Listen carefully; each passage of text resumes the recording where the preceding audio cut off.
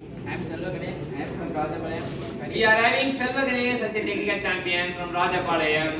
So நம்ம என்ன பார்க்க போறோம் அப்படின்னா ரெண்டு ப்ராடக்ட் ரெண்டு டிஃபெக்ட் ரெண்டுத்தையும் நாலு விஷயம் கத்துற வந்திருக்காரு. அதுல ரெண்டு வந்து ப்ராடக்ட் ரெண்டு டிஃபெக்ட் என்னன்னு பார்க்கலாம். Group A defect in question number 3.74.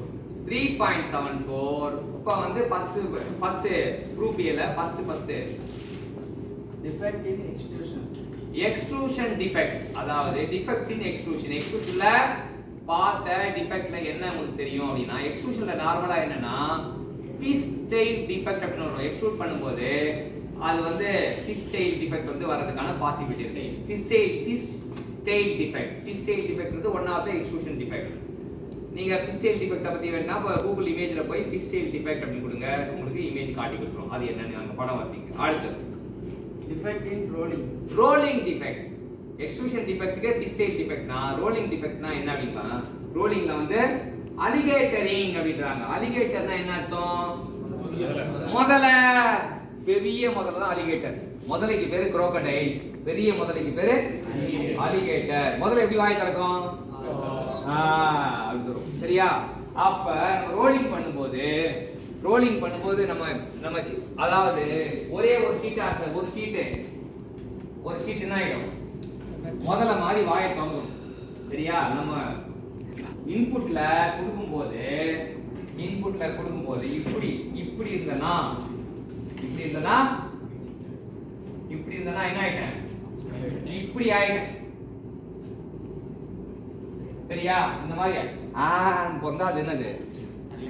அலிகேட்டர்னா முதல்ல கிடையாது, செல்வ கணேஷ் கிடையாது. அலிகேட்டர்னா என்னது? பெரிய முதல்ல. சரி, அலிகேட்டர்னா பெரிய முதல்லன்னு அர்த்தம். சரியா? அப்ப இந்த மாதிரி வாய் போடுற டிஃபெக்ட் பேர் தான் அலிகேட்டரிங் சொல்றாங்க. It is one of the rolling defect. Fish tail டிஃபெக்ட்னா இது ரெண்டு டிஃபெக்ட் சொல்லிட்டாரு. நமக்கு ரெண்டு டிஃபெக்ட் கத்து கொடுத்தோம்னா மூணாவதா ப்ராடக்ட் சொல்ல போறாரு. Product of skew rolling. Skew ரோலிங்ல என்ன தயாரிப்பாங்க அப்படின்னு தான் கேள்வி. ஸ்கியூ ரோலிங்ல என்ன தயாரிப்பாங்கன்னா semi finished balls of ball bearing. Skew ரோலிங்ல என்ன தயாரிப்பாங்கன்னா பால்ஸ் தயாரிப்பாங்க. SKEW skew rolling. ஸ்கியூ ரோலிங்ல என்ன தயாரிப்பாங்கன்னா semi finished balls in ball bearing. Ball பேரிங்ல செமி ஃபினிஷ்ட் பால் யூஸ் பண்ணுவாங்க இல்லையா, அதெல்லாம் தயாரிக்கிறதுக்கு இந்த ஸ்கியூ ரோலிங் யூஸ் பண்றாங்க. பால்ஸ் இன் பால் பேரிங் எதை தயாரிக்கிறாங்க? அது ஸ்கியூ ரோலிங். சரியா? பால்ஸ் இன் பால் பேரிங் எதை தயாரிக்கிறாங்க? Skew rolling. அடுத்ததா நான் இன்னொரு ப்ராசஸ் சொல்றாரு. Product of rolling through cluster mill. Cluster மில்னா என்ன அப்படின்னு பாத்தீங்கன்னா, கிளஸ்டர் மில் எப்படி இருக்கும் தெரியுமா?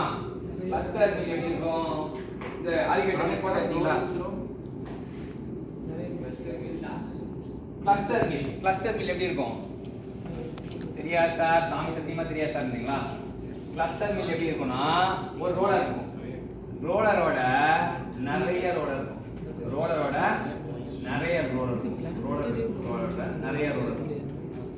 இதுதான் கிளஸ்டர் ரோலர்.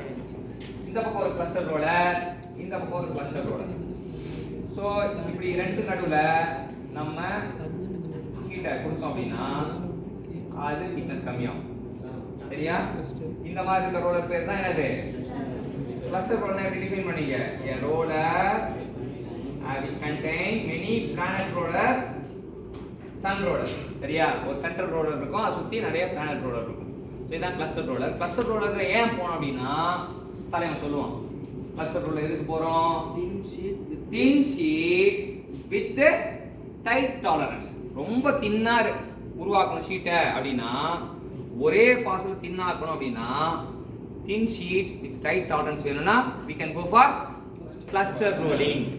அப்ப இந்த நம்ம செல்வ கணேஷ் கிட்ட வந்து நம்ம என்னெல்லாம் கத்துக்கிட்டோம்னா, பால் தயாரிக்கணும்னா skew rolling, thin sheet with tight toleranceனா cluster rolling.